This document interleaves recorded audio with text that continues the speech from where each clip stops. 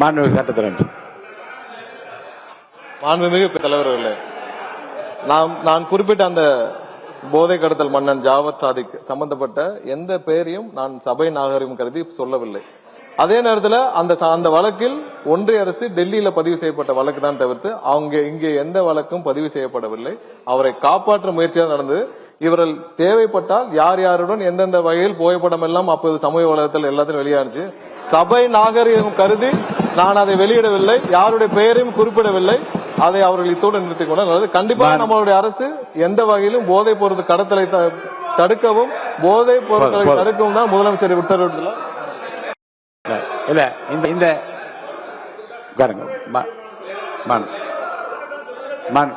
உறுப்பினர்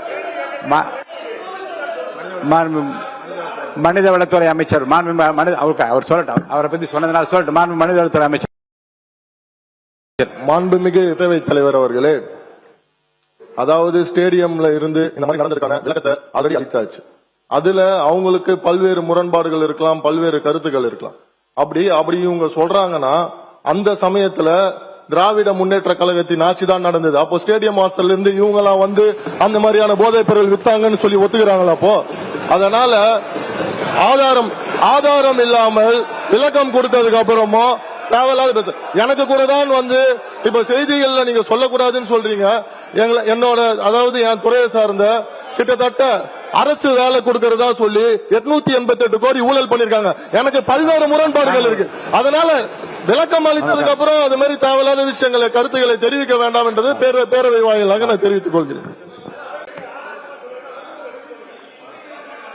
மாண்புமிகு உறுப்பினர்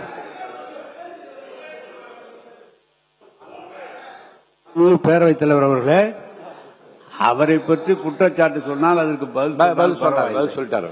அதை விடுத்து விட்டு ஒரு ரெய்டில் எங்கேயாவது சேர்க்குது 888 கோடின்னு ஒரு கேஸ் பதிவு பண்ண சொல்லி இடி சொன்னாங்கன்னு சொல்லி பெர்சீவ் பண்ணி அது வேலை கோர்ட்ல இருக்கு சப்ஜெக்ட்.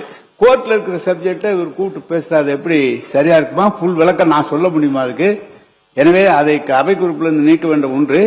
ரெண்டு, அவரை பத்தி சொன்னதுக்கு நீங்க பதில் சொல்லுங்க. அதை விட்டுட்டு ஏன்டானா நீங்க மத்தவனை பத்தி பேசிருக்கீங்க. நீங்க எடுத்தீங்களா அந்த கார்ல தந்தீங்களா அது என்னன்னு சொல்லுங்க.